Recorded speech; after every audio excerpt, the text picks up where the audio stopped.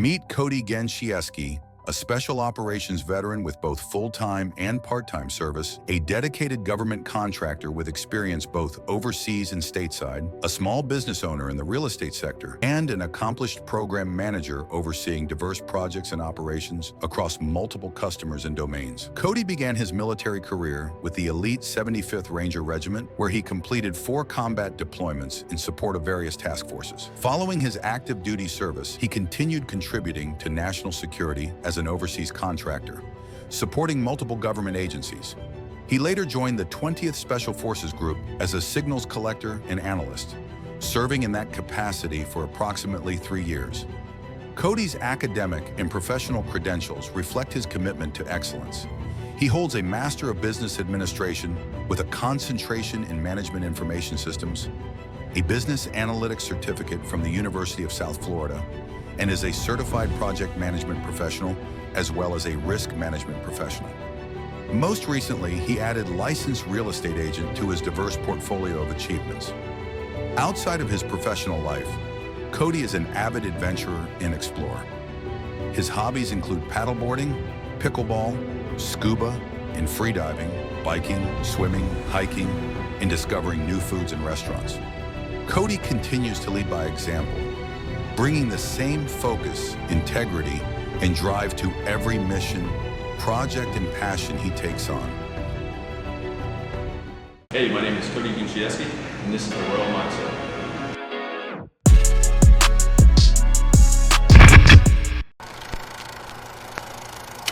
Okay, how are y'all doing? This is Prince with the Royal Mindset, well, the Royal Upgrade, but this is episode 1 of the Royal Mindset. And number 1, I want to say thank you guys so much for helping me get to 100 subscribers. I know for a lot of people, that's a really small number, but for us, you guys already know that's royalty. You got to start somewhere, and Rome was not built in a day.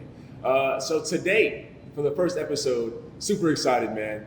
I have someone here, and I got to give him his flowers. I got to give him his flowers the correct way. So first and foremost, I want to sit here and introduce my boy, Cody Gensiejewski. Got a long name. Close it up. Okay, I apologize, Cody. It's good. So first and foremost, a little bit about Cody, man. Cody's a special, and of course, if any of this is incorrect or you want me to change it, let me know. No, go for it. Okay, man. Yeah. So Cody's a special operations veteran, a seasoned government contractor, both overseas and stateside, a real estate entrepreneur, and a certified program manager. He served with the 75th Ranger Regiment, completing 4 combat deployments, and has continued supporting high-level operations across the globe. Cody also holds an MBA with a concentration in Management Info Systems, is a PMP and an RMP certified, and recently became a licensed real estate agent. And when he's not running ops or managing multi-million-dollar programs, you can find him paddleboarding, playing pickleball, diving, or exploring new food spots. Cody, thank you so much for joining, and welcome to the first episode of The Royal Mindset. How you doing? Good. Thanks for having me. Of course. So first and foremost, before we even get into it, let me ask. So I know you like trying food spots. What's your number 1 food spot? I do, man. I'm a sucker for a good burger. In Tampa Bay, I do think that Engine Number 9. Engine Number 9. Okay. Yeah. I gotta try that. There's some Chicago people, but they got the one called the Windy City for Chicago. The Windy City. Okay. It's definitely the best burger. Y'all heard it first. You're in Tampa, the Windy City. He just shouted y'all out for the. Well, it's in St. Pete, but I'll drive over there. Yeah. Damn, you'll drive. Yeah. Okay, I'll well, drive for that one. if he can drive for it, then you know it's a banger. It's got to be good for someone to drive all the way to St. Pete. Yeah, for sure. So let's start here, man. So, really, before the title, before really everything you've done, which is like, bro, first of all, I want to say thank you for everything you've done and all the accolades you hold. And obviously, we'll all find out everything that he's done during it. Who was Cody prior to all of this? Oh, man. I'd like to say regular kid. I grew up a 4th generation military. My great-grandfather, I think, was in the Polish Resistance. My grandfather was in World War II. My father was also retired in the military, so I kind of grew up a military brat. Born overseas in Germany, Berlin. Oh, wow. On the wall was up, West Berlin. Oh, wow. Okay. My dad was stationed there in part of a pretty cool unit. And I had a normal childhood growing up and whatnot. Money was never a factor, though. My dad was the only one working military, single kind of income family and stuff like that. So let's stop right there real quick. Yeah. Do you feel like coming from a single income family, do you feel like that alters like how you grow up? In the sense of like, you feel like people that come from a household with 2 people working, or even 2 parents, like Do you think that actually alters things for people or not? It's hard. I feel like back in the day, it was easy for a single income family. It was a lot cheaper to afford stuff, you know. Basically, the cost of living was a lot cheaper, obviously. But I think nowadays almost it's a lot more common for two incomes, but it's harder. It's more pressure on the person that's making the income, right? I was gonna say. Yeah. But for me personally, I didn't really. I mean, money was never a factor. I mean, we were happy to have just what we had, type of thing. You know? That's real. It wasn't a lot, but it was. I thought it was a normal childhood and stuff like that. Yeah. No, that's real. So parents and stuff. Yeah. Okay, so then what would you say shaped your early sense of identity? So like finding out who you are. First of all, let me ask you. And I mean, for the people watching, because I mean, obviously this is the first episode, but absolutely. I mean, as you know, Cody, like as we go, people will come back to this one. You know, like I mean, who you are, what you've done. I mean, if you're a Ranger, you know what I'm saying? Like obviously, kids watching this will want to be where you are, and just seeing. And then once you guys also learn more about him as we go about this podcast, you'll see why I chose him as the first person, because like he's truly inspirational. But like, let me ask you, like, number one, when did you kind of realize you gained your identity? Because for me, with my own journey, like I got hurt and everything, but bro, truth be told, I didn't really know who I was, like opened my own eyes until I got hurt 2 years ago. At 22. You know what I'm saying? So so up until 22 years old, I didn't know who I was. You know? So for you, I think my parents shaped a lot of it when I was younger. Weirdly enough, at my 5th grade yearbook, it said like I had a teacher that I interviewed, Jeb Bush. I believe he was the governor at the time and stuff like that. And I asked him if he was going to run for president, but he's a Ranger, my teacher. Oh, man. So my dad was an SF Special Forces guy, but you know, you got to be a little bit older to go to SF nowadays. So I took the next best option, which was a Ranger. They take a little bit younger kind of guys and gals now. But yeah, I don't know. Definitely, my parents shaped me a lot. When I became who I am, I think military shaped a lot of that too as well. Yeah. When you're a young man, it's pretty hard. I think men mature a little bit slower than women. 100%. Specifically, right? But it takes them a lot of growing up, and growing up is probably a hard time to do hard shit, right? 1,000%. Thing. So you military knew, was I wasn't ready for college, so I was like, I'm joining the military type of thing. Okay. So you already knew in high school that you were going to the military. Yeah, for the most part. I think my dad and I were kind of I was becoming a man, and we kind of butt heads a lot. I was always planned on joining the military. It depended on what kind of what path I took. I didn't pass in the military, but I kind of moved out of the house and was like, I'm joining the military type of thing. That's pretty, Okay, heck yeah. So so when did you know you wanted to be a Ranger? Or like, sorry, I might be a little bit like ignorant. How does that work? No, that's what I was getting at. Like, I think 5th grade, but like Ranger, I wanted to go SF like my father, Special Forces. Yeah, so there's the Green Berets and there's the Tan Berets. Rangers are Tan Berets, and you got to be 20 nowadays to go to start, I think, the Q course or SFAS. So I wasn't 20. I think I was 18 at the time. Okay, I see. When I tried to join, I don't think I got in until I was 19. I had some medical issues that I wasn't even aware of. But so I took an option 40 contract. It was 18 X-ray or 11 X-ray with an option 40, and I took the option 40 contract for 11 X-ray. Wow. Okay. So the next thing we're going to talk about is you've operated in extreme environments, from combat zones to boardrooms. What mindset allowed you to remain grounded in chaos? Not jumping to conclusion and being emotional a lot of times, like just having a lot of mental character kind of rigidity there, just from past experiences and growing up around really tough leaders and experienced leaders and seasoned leaders. Trying to always, like making difficult decisions is always, it's not easy type of thing. So it's like, planning is not easy. It's just getting the right minds in the room and kind of, hashing it out and whatnot. Yeah, no, that is really interesting. And I mean, I guess first and foremost, how do you feel? Of course, combat is completely different than a boardroom or like business, So like nobody's dying in a boardroom. Yeah, you know what I'm saying. That's just something my leaders say. Hey, nobody's dying. Yeah. At the end of the day, So like, just with that, with knowing that, what are some traits you feel like kind of help? I would say in the boardroom that you gain from combat. Does that make sense? Because a lot of civilians like me, I probably would never have to do that. Just attributing back to being a Ranger and stuff like that, like Ranger School, the structure of being in Ranger Battalion as well. So the regiment and the school, you're just very, very structured and very rigid in planning and having the right people around you with the right mindset. But a lot of I say we as in a lot of the companies that I've worked for hire a lot of military personnel that are very seasoned, experienced, even on the analyst side and stuff like that too, talking to you about some of the stuff that you do.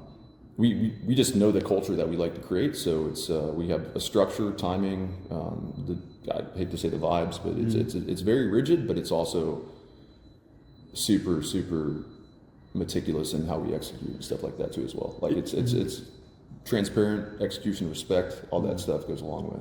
And that's so interesting to hear, just because like kind of the things I talk about, right, like on my channel and whatnot, I try and talk about one big thing I say is like, in order to get to where you want to go in life, correct, you have to know where you're going. I feel like so many people, you know, like one example I use is like when you get in a taxi or you get in an Uber, right? Sure. And that Uber driver asks you, or taxi driver asks you where you want to go. Yep. You can't just say, well, I don't want to be here. It's the old G.I. Joe thing, knowing is half the battle, right? Right, knowing what you want, like setting goals. Is huge. So, like I mean, usually a leader is set expectations, a commander is, you know, setting the critical information requirement for, you know, the overall, that going back to the military structure, but you'll have that leader that comes in, the president, the VP, the director says, this is what we're going to do. And then you have an ops guy that comes in and goes, this is how we're going to do it.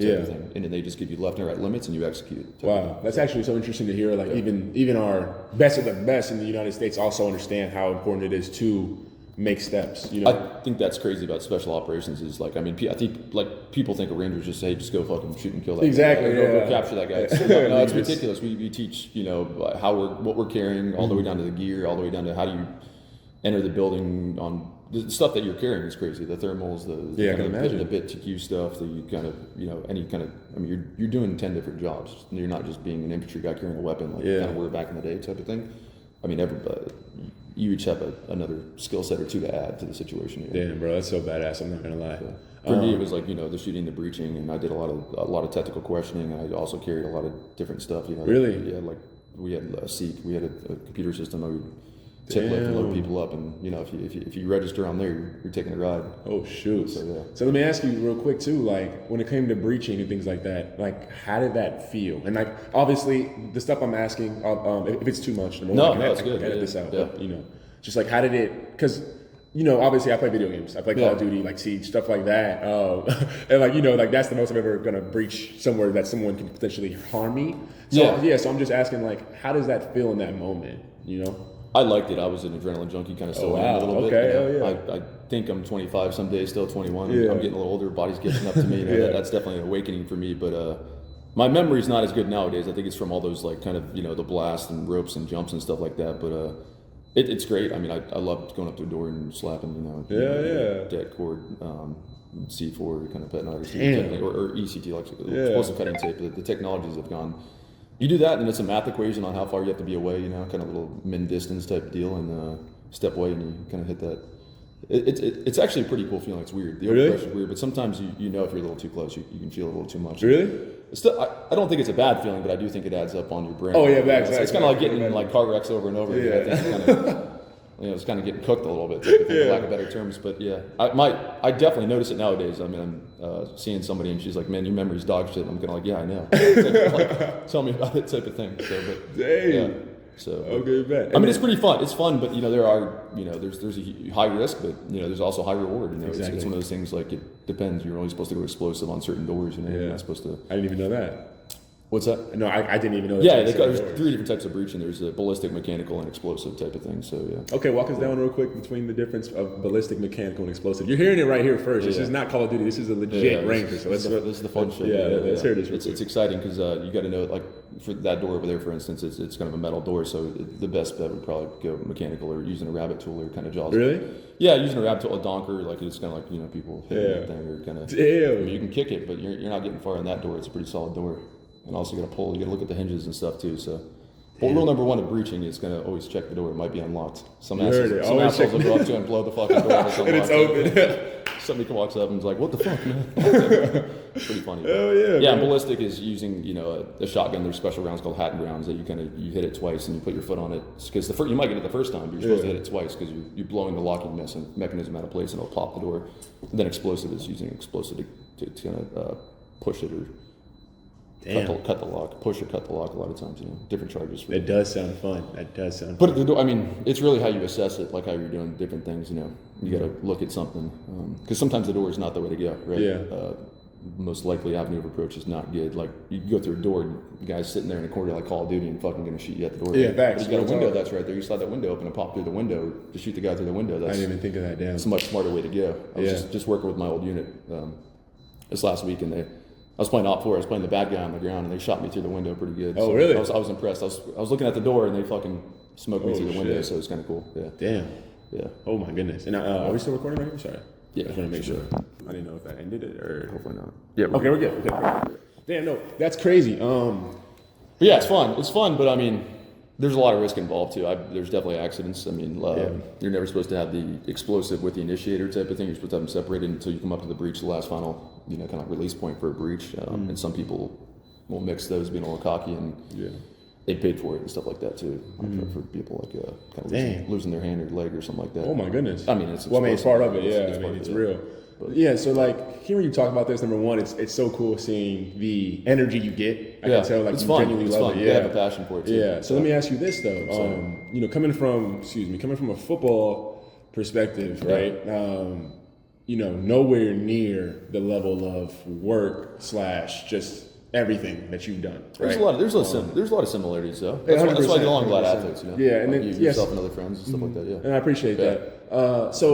But I do know one thing that we have in common is like, the grind. Like the mentality. And trust. Yeah, and like almost the like teammates you can trust though, right? Exactly. Who's Yeah. gonna protect Exactly. your side, or who's gonna freaking work hard in tough moments, right? So then let me ask you, because believe it or not, when we first met, that probably was like the first, maybe like the second month of me being out of sports. Like out of like ball for myself. Sure. And like I didn't tell you then, but like I was lost as hell. I was lost, like mentally. I could tell a little bit. Yeah, you're asking hard questions. Yeah, you already know. And like obviously, if you guys know me now or you're watching this way ahead, you'll see as these podcasts go and just the questions I ask, like I'm always wanting to soak knowledge. I feel like everyone in this world, no matter who it is, you can learn from, right? And as you can tell already, Cody's a great example of that. Sure. Old commander I used to work for said everybody's a sensor type of thing. And everybody's 100%. Got their own perception and vibe and exactly. So let me ask you, like, for me, I was lost, and also just being back in the normal world, being around people that don't understand the grind. It was very hard for me at first. True. So let me ask you, like, doing what you did. I mean, like you sat here and just explained 3 different ways to breach a door. Sure. Like people don't know this. People don't know all those kind of things. So like when you came back to like civilian world, was it hard? Like was it hard for you to come back, and like how was your mentality? For sure. I mean, I was fortunate enough to that's why I got out the first time and then went part-time. Eventually I got bored and wanted to do the the adrenaline seeking shit again type of thing. But it's hard to find your tribe, your vibe, your battle rhythm, as we call it, kind of your daily, weekly, monthly type shit that you should be doing to be successful type of thing, and you got to be surrounded by good people. Yeah. But I was fortunate enough to go back overseas for a couple of years and make some good money around the same type people. Oh yeah. And then found the same culture in another. I think it's always you got to work toward your people and that culture and stuff. It does exist. It's just not. I mean, it's at the level you played at, the level I played at, type of thing. It's like. You got to find those people. I mean, they're out there in the corporate world too as well. 100%. They're doing the same shit. And you got to find people that you like to be around. Type thing. You might not like love your job. Yeah. But like you'd love playing football type of thing. But like find those same people. Type thing. And have the same drive that will push you and stuff like that too. And keep you inside your left and right limits. You don't want to waver, right? Type of thing. Yeah.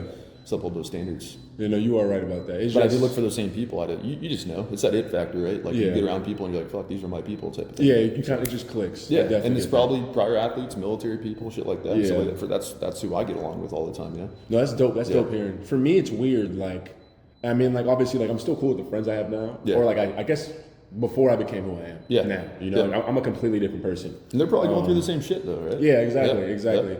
It's just like, I don't know. I'm in a weird place, I feel like, where like, not that, how do I explain it? People grow up. Yeah. So like, so my friend group I've known since middle school, high school, like freshman year, like 13 years old. But like, obviously, like, we're kind of at that point where, they're living their own life. I'm living my own life, Sure. So right now I feel like I'm in that point where I'm trying to meet, like, the group that I'm trying to find on my journey is like you and I. Yeah, It's not easy to find a you and I. Maybe it is for you, but for me, it's extremely difficult. You know what I'm saying? Yeah, it's extremely difficult, and that's where it's like I tell the younger generation, in my generation, like you're not going to find it at work. Sometimes you're going to find some people at work. Do your work to pay the bills, do all that stuff, but go do the shit you love still. Like if you love playing football, go coach those younger kids, mentor those younger kids, and you'll get around. Like do the stuff you love to do, hobbies, morals, ethics wise, and I think everything else will fall in place type of thing. For the most part. I'm a big believer in that. Like I don't have a big circle, but I have a tight circle and a small circle. Yeah. I mean, I'd rather but it's harder. have 4 quarters, Quality over quantity. Exactly. And I think people sometimes can like dilute that. Like they feel like if they have a big circle that they're that they're good. They're probably way too distracted. Exactly. And that's another thing. I don't want another follower on Instagram. Exactly. You know what I'm saying? Exactly. That's what people are going for now. Yeah, and it's sad, bro. Yeah. And like, but that's the reality of things. That's what society, you know, and that's why, you know, obviously we can't talk about everything that we want to talk about, but you know that you and me have similar thoughts on a lot of things, and you know, some stuff you can't speak on because like obviously yes, it's freedom of speech, but you know, people will go to the extent to getting you fired from your job. Sure. You know, it's just things of that nature that like obviously it's not freedom of speech. But yeah, man, that's really really cool. And so let me ask you. So when it comes to the mindset you had to remain grounded in chaos that we talked about a little bit earlier, do you feel like it was discipline, a purpose, or something spiritual related that helped you, like that helped you during your journey? Wow. What was the second one? Discipline, purpose, was the second one. or something spiritual, or all the above. Yeah, I think mainly it was discipline when I was younger, from family and self, like just my experiences with family and my father and mother being super strict and stuff like that. I grew up in a very strict household, but then I think it became spiritual and purpose-driven type of thing, you know? As much as I want to think it's not, I don't know, we always have that doubt, I think, especially the newer generation, of spiritual impacts and stuff. I do think I'm using my 9 lives and then some type of thing. Like, that's right. Sometimes I look back at it like, holy fuck, that could have been me, or should have been me type of thing, you know, survivor's guilt type thing, that comes up a lot. That's what I have type of thing. But yeah, I think you got to find your purpose in life. I think people struggle with that nowadays, right? Yeah. I mean, I still struggle with it. It's one of those things like, hey, am I doing the right thing type of thing. I think it's good to ground yourself and always ask you that. But I think that's where, you know, guys, men specifically, need other men friends to take that advice and talk about that purpose. Really, if you talk about it, and you freaking, I mean, there's Michael Jordan quote. Some people talk about it, some people dream about it, some people actually do it. And if you're talking about it with your friends though, and you're doing it, it's going to happen. Type of thing, right? Like you gotta believe it, talk about it, and fucking do it. Type of thing. Like you have to. If you don't, if you naysay it, you sit there. It's never gonna fucking happen. Yeah, you know? And I mean, you guys heard it here first. And like the reason why hearing you say that is like, whoa, it's crazy hearing that from someone else successful. My friends challenge me all the time. Like I had these like somebody the other day was like, hey, why don't you go do this? And I'm like, fuck, I'll do it. Like love paddleboarding, right? Yeah. One time I was like, I found about a group here, like 2 guys locally. One's a retared military guy, one's a real estate investor. So again, I have similarities with them. I do both, right? Yeah. I was paddling. I did some hard shit. I paddled like to St. Pete and back. But they're like, hey, let's paddle back from the Bahamas. And I'm like. They're like, we've already done it. We're like, we've already done it. Like, you can do it. So we started training at a yacht club down the road. We did 20, 30 mile paddles. And, you know, a year and a half ago, I paddled back to the Bahamas with those guys. Yeah. Oh, my Little training. It's like a marathon train up almost. But it's like, some people are like, what the fuck? But I'm like, and once you find something you love and you're around people that you love and trust, it's like, we had a blast doing it. We turned it into a little vacation. We got drunk 2 nights before and we fucking paddled 2 days later. Dang, that's crazy. I mean, it sucked. It was hard. But you did it, though. Yeah, but we did it, though. And like, it's one of those things, like, when you look back at life, it's like, your accomplishments, right? Like I don't really have a bucket list, but I'm like, what do I want to accomplish from goals? Like that's driven me to say, like, hey, I've hiked, you know, Mount Mitchell on the East Coast a couple times in a day, the highest point on the East Coast, but I want to go hike the highest mountain, like the spot on the West Coast over here. So just you build off those buildings. You can't just be like, hey, I want to buy that $1 million house. No, you got to start with the $250,000 house, the $500,000 house. Like you got to, it's building blocks, right? Yeah. And talk to people that have done it before and learn from those people, right? Yeah. Not people that talk about it, people that have actually done it type of thing. Yes, and like that's so important, bro. And then one thing that you said in terms of you have to believe it, right? Like, and hearing you say that is like so amazing to hear someone successful say that, because you know, of course, for myself, like I preach that, and people that follow me, like whether it's like whatever they're following on, whatever platform, they understand that. At the end of the day, I always say like you have to be the person before you are the person, because you are the person. You see what I'm saying? Well, surround yourself with the people that have done it before, but like also put in that work to be that person. Exactly. A lot of people are just trying to get straight, straight to where they want to be, but it takes time. Anything difficult in life takes time. 100% agree. And then like. Hearing you say that to be around people that have done it, it's so important. Hearing you say that, and then people hearing you say that, so they know I'm not just speaking out my ass. In the sense of, but in the sense of like, I have this thing that I also say, right? And it's, let's say you have a group of people and you don't like ice cream. Yeah. However, your friend group or whatever group you're with likes ice cream. They sell ice cream, like big $1 million businesses that sell ice cream. Mm-hmm. By default, within a year, I promise you will know how to sell ice cream for a high profit. You know, absolutely. And then like the reason why I use that analogy is just because it comes back to success, just mental health, and all these things. Like when you're around a group that understands success, whatever success is, because I mean your success can be different than mine. And then also one thing too that really opened my eyes with Cody, which is why I wanted to have him as the first episode, is because when I met Cody for the first time, if you don't mind me saying, like we went to the casino. He was he was blessing me, like literally paying for me to play and all these kind of things, man. Just being like a real like big brother. And you know, I don't even know what time it was, bro. It was like 3 a.m. I don't know. We were there for a minute, bro. Yeah. We were there for a minute. Basketball. Yeah. Cody was winning, losing stuff. It was an amazing time. I literally will never forget it. It was me, a college coach. I won't even say his name, and then Cody. So literally a football player, a college coach, and a soldier go to the casino together. And I think we had someone else that we lost, like on some real hangover stuff. We met. Maybe? We did. I don't even know if you remember. It was so long ago. Okay. But yeah, we were having a great time. And then Cody kind of, you know, I was talking to Cody about money, and I was like, damn, bro, I just want to be rich already, this and that. Because like I told you, I was a whole different person even then. And then I don't know if you remember you saying this, but you were like, okay, like, what is success? Like, what number of money do you need for success? Yeah. And we went more into a talk there, but him even asking me that moment, he was like, why do you feel like you're not rich already? Things of that nature. I'm not sure if you remember that because it was a long time ago. Yeah. But number one, that also shows that like you never like make sure you know what you're speaking into people, because even if you don't remember, someone else will. Because quite frankly, that helped change my life for the better and like the message I want to give. Well, it's hard. It's something I struggle with too. I mean, like what is success, right? Like I appreciate you saying I'm successful, but I also feel like there's still work to be done to everything, right? Like, but I don't know. I mean, I think money changes people, you know, but like it's more goal. Like, why do you want money, right? Like it's one of those things. Like I think there's people that want money because they want power, they want influence, and all that stuff. And yeah, it's great if it's directed in the right ways, but I've seen money change people quite a bit, you know. Yeah. So it's just it's tough. It's tough, but you know, I think the best things in life are free, but you also have to have a certain standard of living, right? So, you know, there's a point of diminishing returns in certain areas. You know, there's studies in Mexico or Thailand and stuff. Some of those people that have enough just to get by are some of the happiest people in the world, type of thing. So how does that exist, right? Yeah. And there's people that are like, you know, Joe Rogan talks about it, by people having them on their show. It's like these millionaires or billionaires hanging out with other millionaires or billionaires just because they're worth 10 times what the other person's worth. They're not happy, type of thing, because they can't keep up with those people. So exactly. And then real quick, like, so let's talk about that. I mean, you kind of already went into it, but when it comes to sorry. No, you're good. It's still cool. I don't know. I might have stopped.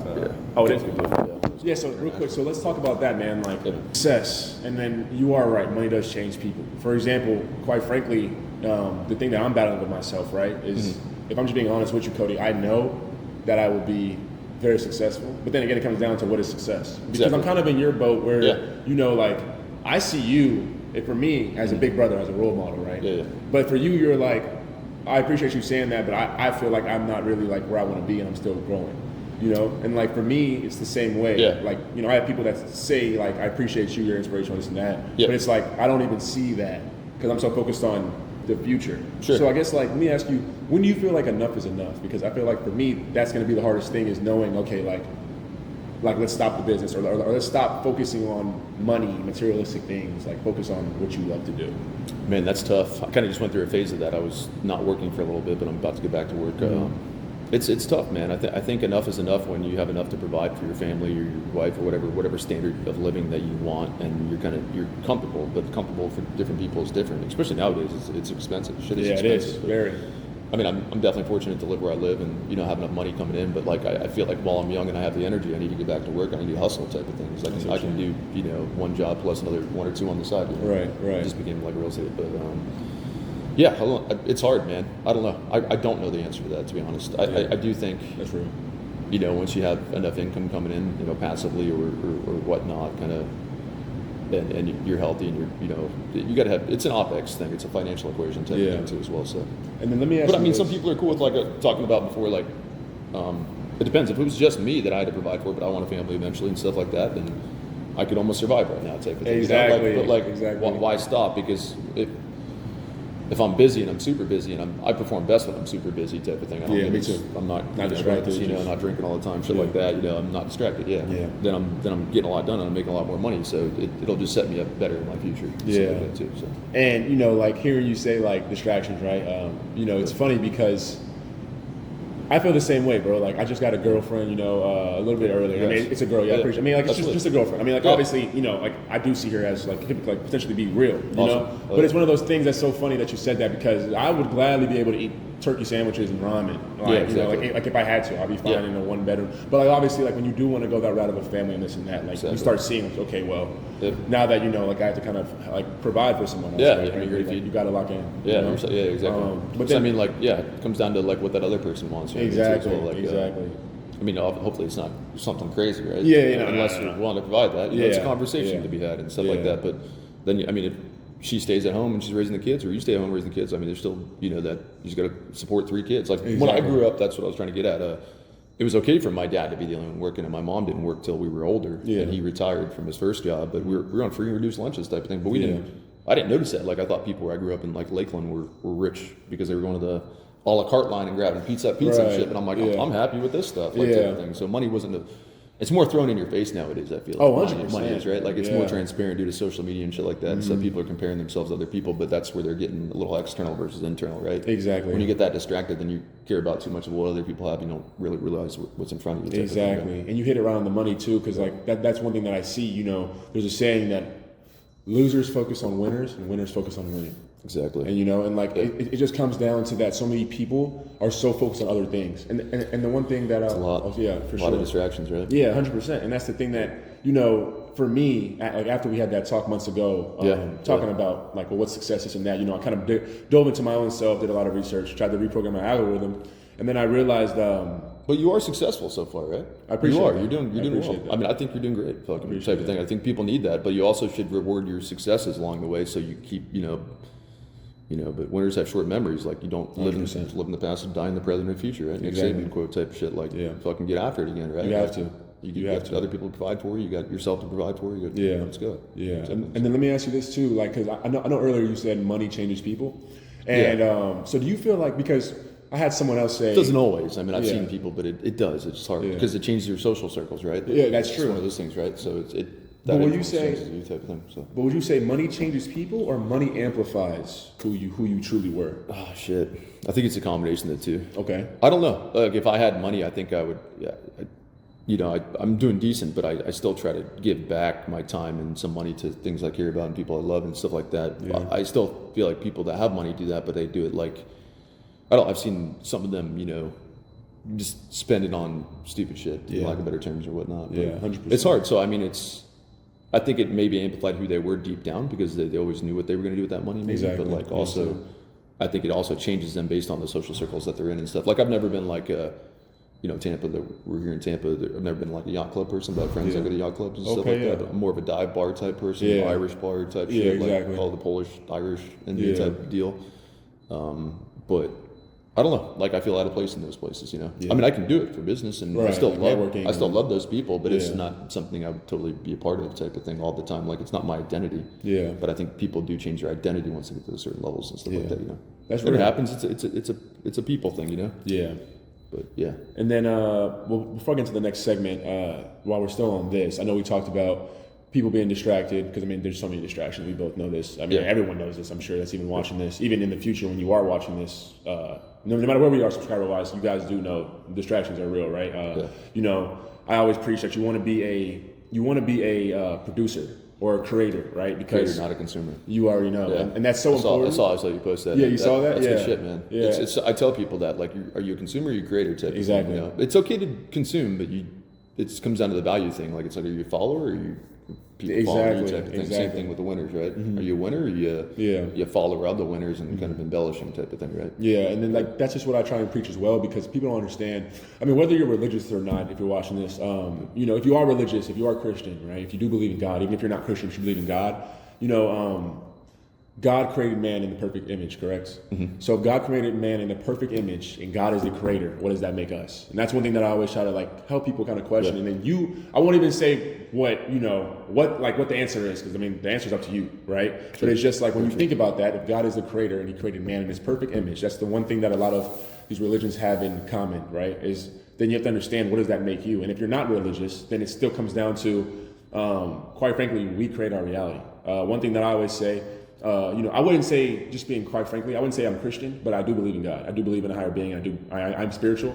To sit here and say that, you know, for whatever reason, you know, like, I do believe that the world that was made, the oxygen we breathe, was by somebody. So I do believe in God. But, you know, one thing that I say is that, God turns the page. God picks the chapter, but you write what's in the chapter. You see what I'm saying? Yep. So in that sense, just before we get to the next segments, how do you feel about creating? Well, I guess this kind of can be the next segment, honestly. But in terms of creating your reality, so many people, and I know prior to this podcast we were talking outside about it.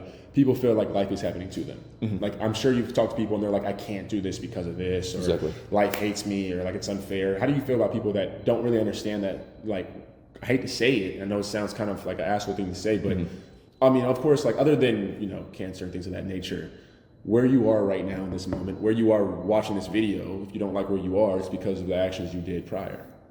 Does that make sense? Yeah, and I mean. Probably it is because of the actions you did prior, or the people you're surrounding yourself with. That's where I try to surround myself. I think people surround themselves with friends that are yes people type of thing, or people. I surround myself like friends. I do want positive reinforcement sometimes on certain things. I call it a sanity check. I say, hey man, am I crazy for thinking this or doing this type of thing? Yeah. But they'll be like, yeah man, you are fucking crazy for doing that type of thing. So it's you want people that we call constructive criticism type of thing. Mm-hmm. It's like tough love, constructive criticism, but surround yourself with those people because people's realities are quite different in that. But I do believe people that kind of pick the victim. I look at it as a victim mindset. Almost. Exactly. It's pretty bad. I hate to say it that way, but they think life happens to them. It's a mindset. Yeah. If you think there's nothing you can do, there's a famous psychological thing out there. If you think there's nothing you can do to get yourself out of something, then you've already accepted defeat. Type of thing. Exactly. You got to create those goals, have the right people around you, and just grind and do it type of thing. It's a huge mindset. I think we happen to life. Life does not happen to us. I think it's pretty clear. On the button. That's black and white on that one. Yeah, on the button. And that's the one thing I feel like so many successful people know this, but for whatever, I mean, for number one, like the elites, right? The people of that nature. Like obviously, we won't get into too much into that topic, but I do feel like people that have made it understand that, and for whatever reason, I mean, I get it. I mean, like, why go out your way to preach these things? Right? Yeah. But one thing that even hearing you speak, talk about how you guys made goals. This is how it's going to happen. This is why we're doing it. Boom, boom, boom. Okay, boom. We go. There's another big Michael Jordan quote out there. It's like he talks about like how many freaking championships he's lost, how many baskets he's missed, but because of all those losses and those misses, he's won and made these many type of things. Exactly. Right? It's like you got to fail over and over again until you can get it right over and over again. Yes, and and you hit it on the button, bro. Because like so many people don't understand that like. You need to fail twice as fast as you can to get to success because every time you fail, you're learning, right? Yep. So, I mean, it's only quite really a failure if you just don't learn nothing from it. Exactly. So just understanding that, and that's why so many people, even with the business I'm doing, and I don't even think I told you yet, but, like obviously, like I do my data analyst work, my IT work, and then content and whatnot. But then I'm also building a business on the side that's like luxury massage. I'm not massaging, of course. I'm too big for that. But no one wants to be massaged by a 6'6" dude. Yeah. But I help find like high clientele. We're starting in Atlanta, right? Okay. So I help find the high clientele for the licensed massage therapists that are some of the best in Atlanta, and then bridge that gap for them. That's my business. Yeah. And I'm recording that as well on the side, like recording from the start, like to show, because I want to show that like none of this is luck. Yeah. Like, people that really make it, like you have to.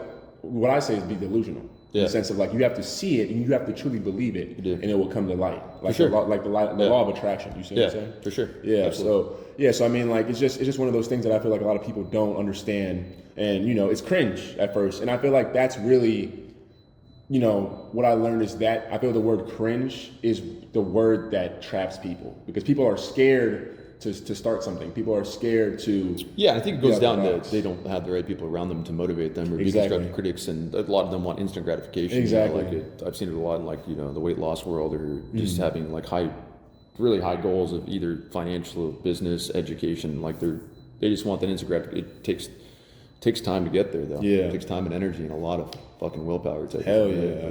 And that's the one thing that social media, that's why I feel like what separates me as a content creator and other people is like versus the hard. Exactly. And that's why I enjoy showing my journey as I go, because obviously a year from now it's gonna be different, right? Like a year from now we might be on the podcast, be in a whole different place, like a whole different cameras and lights and everything. And it's like, okay, it's cool how you can go back to this episode here and we're chilling, I got a buddy that played at Auburn that I'm trying to put you up with. He's cool. Oh yeah, please. Heck yeah, bro. Yeah. And it's just, people don't, the problem though is like a lot of content creators, they just show you, for example, like bro, like you live in an amazing place. A lot of content creators would just go outside Oh, like I made it. You can just buy my course and figure out. Whole time, bro. Like they don't know that you had to put years and years and years and years and years all to this moment. You know, but like social media makes it seem like, oh my goodness, like I made it. You can make it too. Just like just making people feel like if they don't have this, they're failing. You know, like I feel that's like what I tell people. It's it's a grind. It takes time. Like you know, I started like for instance my real estate business a long time ago. You know, I'm renting now, but it's paying off nowadays. Yeah, hell yeah. That 10 days, 10 years of just like sweat equity type of thing. You heard that 10 years, bro. And people think, people think it just happens. Yeah. Some of it is luck. Some of it's luck, you know. I mean, Florida definitely kind of heightened during COVID and stuff like that. People, I had some finance friends that were looking at me like, you going to sell? It's like height of the market. I'm like, I don't think so, man. I'm holding on. I'm holding. Because you create your reality, bro, and I'm proud of you for that. And like, even with luck, Cody, like, I do feel like people say he got lucky. You still have to know what to do in that situation to even know that this is like luck, or to know that like, okay, this is an opportunity. So to take a chance. Exactly. You know what I'm saying? Take the risk. Exactly. All that stuff. Yeah. Because I mean, like, so like, even with luck, bro, put effort and risk into it, right? Yeah. You're still risking the biscuit, right? Exactly. Because I mean, you know, because people love saying, oh, it was so easy, like it was so luck. If it was so easy, then why didn't you do it? You know the people that are saying that, right? Who? The people that are fucking doing it. Exactly. You already know. It's hard. Joe Rogan says, like, you know, like don't entertain those commenters and stuff like that. But you know, like, there's a lot of the armchair quarterbacks, man. Yeah. I can tell the armchair quarterbacks, man. That's what gets me fired up. Is like, I can't believe that fucking person said that. Yeah. Like, that motherfucker has not worked a day in their life. Type thing. Like it's just like one of those things. Like when people say certain things, like, wait, what? Yeah. Are you serious? Have you even like done this? Like, and then you ask them a couple questions. It's a telltale sign that easy shit. And that's that thing too. That's that witness test, I call it. Like I ask people a couple questions, and it's like, you know, no, this person hasn't done fucking shit. They don't know what they're talking about. Exactly, and that's why I feel like, and this has really helped me with this content grind and just everything I'm doing is like, and what you just said is on the button, and I hope you guys heard that at home. Is that I say that like, a D1 athlete or NFL player will never get on you for going to the gym and starting the gym. You know, like an entrepreneur will never get on you for starting your own business. Yeah, absolutely. The top real estate person will never get on you for starting real estate. Yeah. So when you realize that like the people that where you want to be will never get on you for starting what they did, it always comes from people either on your same level or below you. Always, it's always the people that want to call you cringe or like you said, like you know, like the at home warriors, or, you know, people that are talking that smack. It's always people that haven't done it. Yep. You know, it's called keyboard warriors or keyboard backseat drivers. You know what I'm saying? Yeah, and like it's so interesting. Armchair quarterbacks, to go even deeper. It's tough. People are quick to do that. I mean, it happens in, you know, professional sports all the time. Like I see people that are like have never played a professional sport or played at a certain level, and then they're like, "Why the fuck did they do that? What the fuck?" Like, and you're like, "Man, like." You're talking about all these possible. You have no idea, like, something like, you know, how much work goes into that just because they made you one call, you know. Type thing. I mean, some of them have a point. Don't get me wrong. Yeah, of course. It's one of those things like. Their perspective on some of that stuff. Exactly. You gotta that's all I'm getting at. Yeah. No, 100% agree. Like you 100% right, bro. And I'm like you put on that fucking gear and you go do that shit, like type of thing. You know, like fucking. Literally. That's my news thing. I'm like, you go try to do that shit. 100%, bro. And it's like opinions. Now, this is what helped change me too. When you realize that, for the most part, and you tell me how you feel about this. I feel like absolutely. For a lot of people, well, not everybody really, opinions is honestly just a reflection of how you perceive the world. You see what I'm saying? I agree. I've changed my opinions a lot. I mean, I'm still harsh on stuff, but I just try to watch how I say things because I do realize there's a lot of experience walking around there, but everybody has their own perspective, but it definitely matters. You can tell experience varies from person to person, obviously, in life experience, work experience, everything, trauma, everything. So 100%. I'm definitely a lot more cognizant when I talk to people about stuff that are, you know, listeners or had that right experience, you know, type of thing. Because it was going back to like having the right people around you, right? Like one huge analogy I made is, I didn't recognize this in my younger years, but it was like getting taught by somebody, say it was a Ranger Regiment, the FNG fucking new guy, we call it. I got taught by like 3 different team leaders to do something, right? Shooting, demolitions, how to just work out correctly, nutrition type shit. But like, you know, one clearly made it to another level. One was fucking getting kicked the fuck out or something. Like over time, right? You kind of knew who was the right person though. Like in your head, that vibe, you just clicked with that person. It's like, nowadays I try to look for that same person, right? Even when you make it into those organizations, you try to find that person inside those groups, you know, teams of teams that you can kind of resonate with, and you know, I want to be taught by this person. I want to be friends with this person. I want to learn from this person. I want to be this person, type of thing. Like, and that's every 2 or 3 years, man. Having good mentors and people around you every 2 or 3 years. You definitely have friends that'll stand the test of time, but you'll probably lose half those friends when you level up as well. That's how it goes. Just happens, And then, so a lot of people feel stuck in the rat race. Do you think people even realize that they're in it, first and foremost? Man, it's tough. I don't think a lot of people realize that they're in it, or if they do, they just accept it, type of thing. It's hard. I mean, I've been stuck in it, but I think I was just trying to do my time to cut my teeth, for lack of a better term. It's kind of like you looking back, right? Like on anything, it's like, did I, like, you could call the military rat race, right? Like, you don't get fired out of the military. You kind of can. You can get kicked out if you do something really egregious or stupid, right? Yeah. But you never get, like, fired. You get sent to another unit, staff position or something like that. So, yeah, it's people get stuck a little bit. You know, I've definitely turned down jobs in the Beltway, DC area because I know that that's too rat race politics for me and stuff like that. I'm not a great politician. That's my moral compass. Like, I'm going to tell people the truth. I do this thing where I always say, hey, do you want to hear the truth, type of thing, before I open my mouth, because I try to be a straight shooter, man of my word, as much as possible, type of thing. But that's real. Yeah, it's hard. I mean, if you do know you're in the rat race, some people do it's a necessary evil, right? Like, make your money, do your thing, do your grind, right? But optimize that time. Optimize your money, optimize your time. Stay as happy as you can. Take your wins when you get it. Reward yourself, reward the people around you, the people that you love, and move the fuck on. But if you know you want to get out of it, then get the fuck out of it. Make a plan. Make a plan of action, a POA, to get the fuck out of a rat race. Exactly. Right? Like, you know, I've done that at times. Like, my plan of getting out of the rat race is real estate, but I'm not really in the rat race, but I'm also like, hey, I'm gonna go work because I still have energy, I've got time, and I'm good at this, and it's a challenge, and I want to go do something, so I'm gonna go do it. Yeah. And but now I'm more. Once you become more,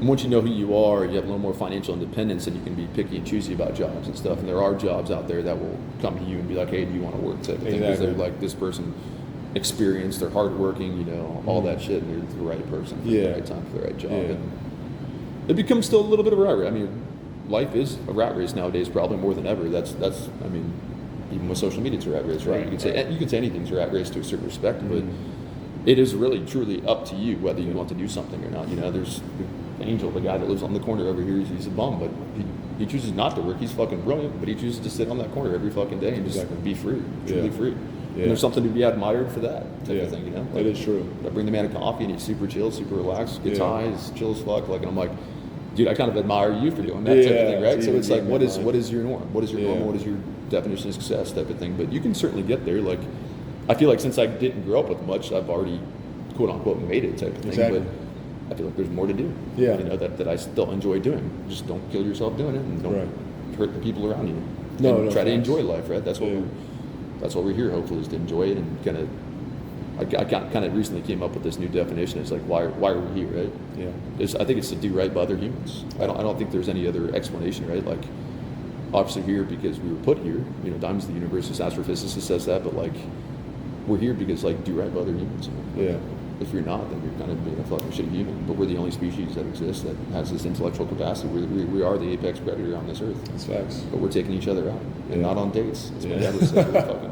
Still, the world is a crazy place, right? Yeah. So, no, I agree with you, man. And then, like, of course, like, when it comes to the rat race, like, I feel like, for example, like you said, like, 1 foot in, 1 foot out. I feel like as long as you are, there's a balance. Exactly. I also have this thing. I say happy medium. Yeah. You want to find the happy medium in life to where you're not working to live, right?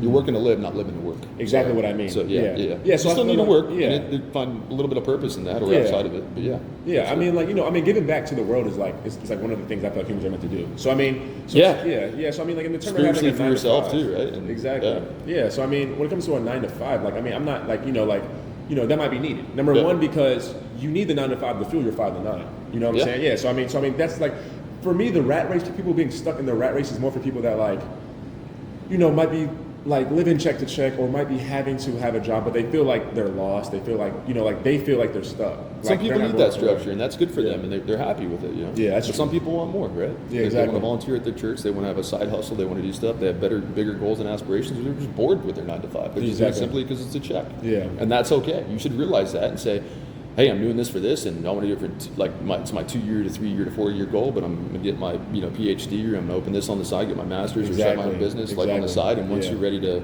hop over, but you might say, hey, I can do both at the same time. Exactly. I've worked 2 to 3 jobs. I mean, if you talk about some of those, I mean, I worked for a company called GoRuck, a military company.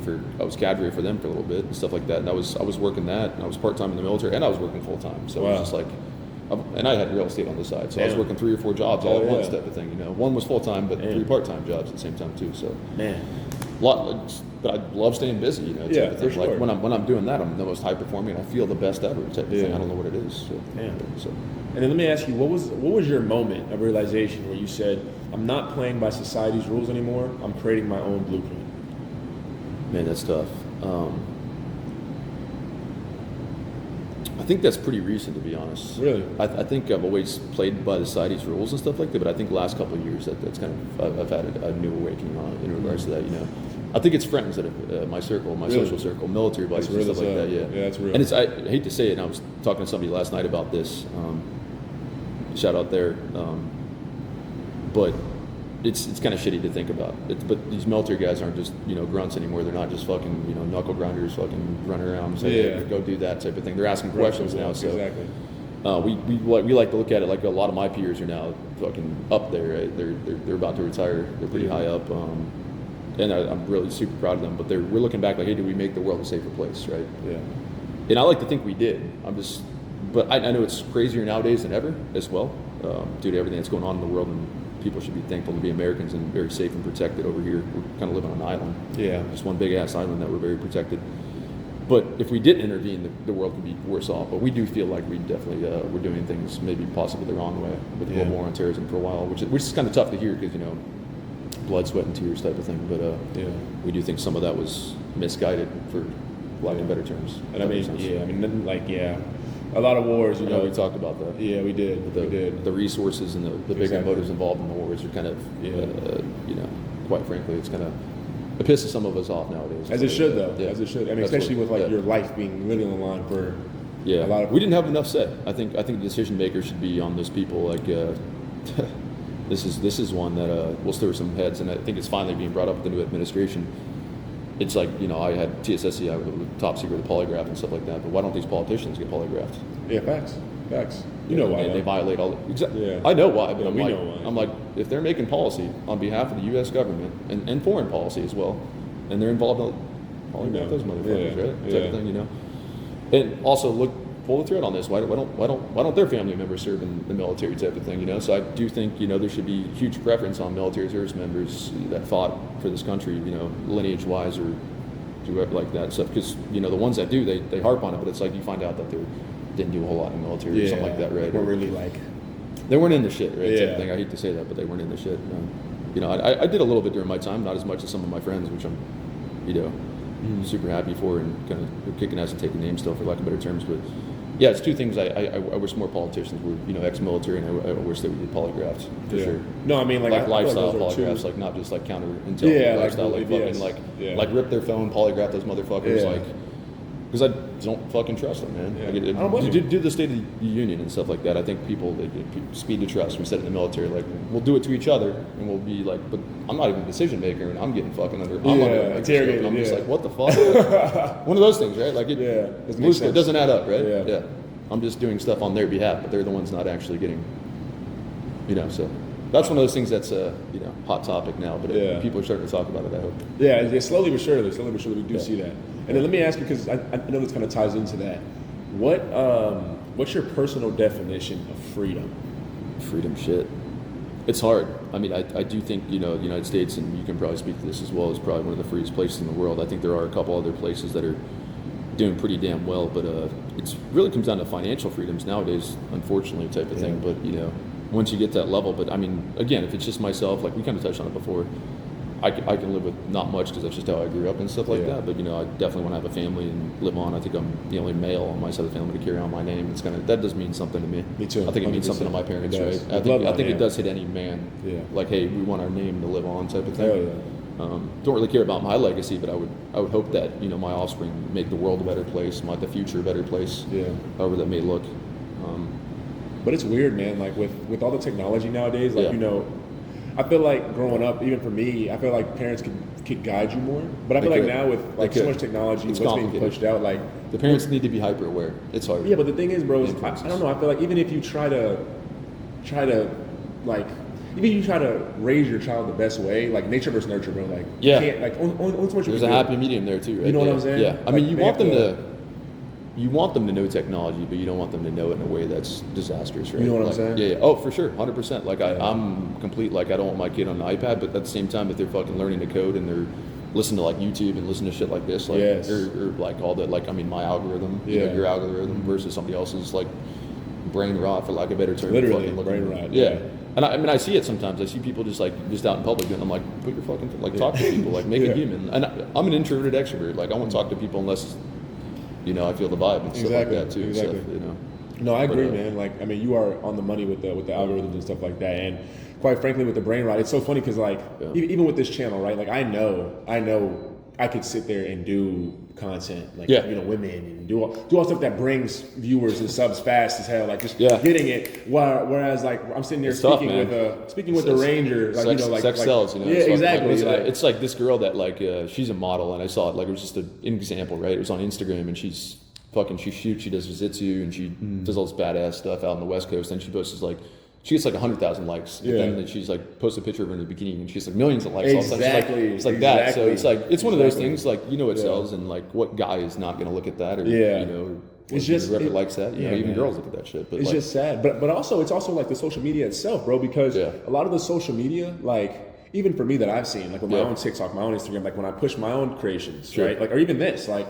They don't push this kind of stuff. I know. I think it's good to be aware of the game and stuff like that, and know that stuff sells, but like don't be consumed by it. Oh yeah, never. Like, it's one of those things. Like I do find myself fucking like doing brain rot a tad, but like I'm not going to spend hours a day, or like if I'm over 30 minutes a day, I feel like I'm wasting time doing something else, right? Like I'd rather be paddleboarding, playing pickleball, hitting the pool, hitting the gym, doing stuff. But also like another shit. But also your algorithm is different. Like I'm sure even when you brain rot, it's still informative information. Yeah, it's you not bad. Yeah, so like but that's what I'm looking for. That's what drives my brain. Exactly. Right? Some people go for the other stuff. I don't know. But that's the thing. Like they don't understand. I feel like some people don't understand. Like okay, the algorithm is going to be there regardless. Yeah. So if you can reprogram your algorithm to give you information, subconscious, because people don't understand. Like 90% of your day, it's off of your habits. Yeah. You know what I'm saying? Like off of your subconscious just working. So if you can reprogram your subconscious to see opportunities, to see success, to see happiness, just by that alone, you will change your reality. Because, I almost feel like they do understand though. Really? It's just I don't know. I think they do understand to a certain degree, but they just like get caught in that like stovepipe or like whatever. I think you know dopamine spike. Dopamine spikes. Like it just becomes a culture, right? Yeah.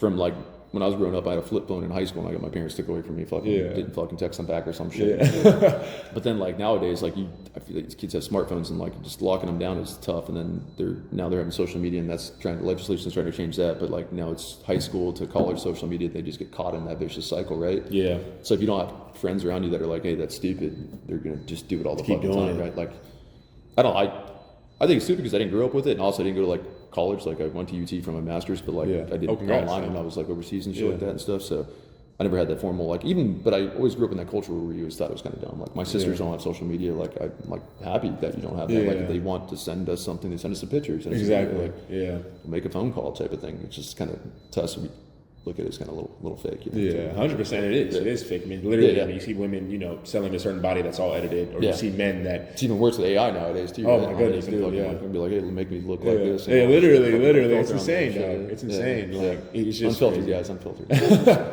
And then just a few more questions, man. Yeah, man. So let's zoom out real quick. Yeah. Where do you see yourself in the next 5 to 10 years? Shit, that was a hard one. I don't know. Hopefully, being pretty successful at work. Maybe trying to retire. I mean, I feel like I can retire now if it was just myself and one other. But it's just with the economy and stuff like that. Yeah. I do better when I'm working. So I'm a working person. I mean, I could halfway retire right now. Thankfully, due to some real estate and kind of disability from the VA and shit like that and stuff. But I'm definitely very grateful for that. But yeah, being a PM or director, I definitely want to volunteer more.